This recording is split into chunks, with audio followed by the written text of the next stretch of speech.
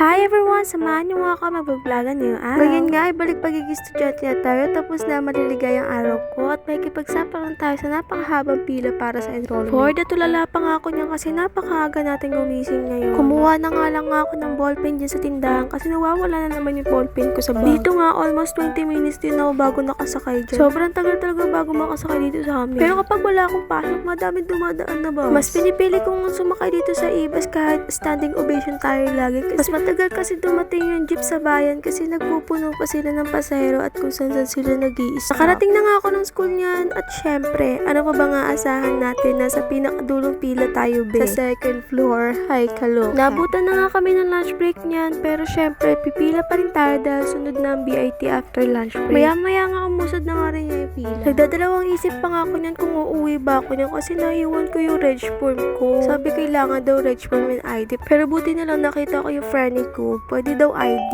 pero matitsyempohan mo lang kung sino yung pwede tumanggap ng ID. Pansin nyo guys, nakapula kaming lahat. Birthday kasi naming lahat ngayon. Emila. Red shirt na nga lang nga yung uniform namin sa course namin. Kaya napagkakamalan kaming birthday namin. Nung araw na nga nun yun, magulo nga yun kasi walang maayos na pila, madami sumisingit.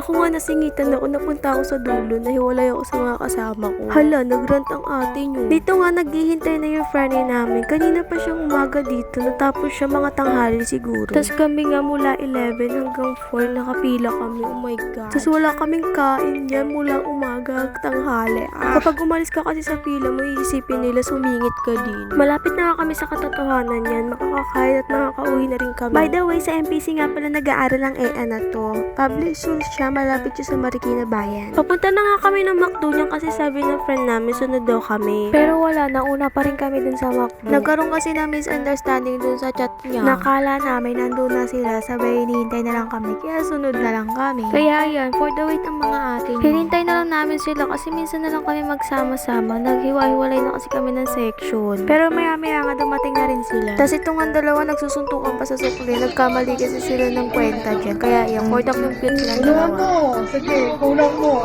Grabe, 1v1 sila dyan. Nagchikahan nga muna kami dyan bago kami magsiuwian. Pero nauna na ako umuwi dyan kasi inaantok talaga ako. Nag-jeep na nga lang ako dyan para hindi na ako tatawid. Kasi pag jeep, diretso tawid na siya. Grabe yun, yung pila na yun. Mula morning hanggang hapon. Tapos may part 2 pa next day. Kaya ayan, abangan nyo.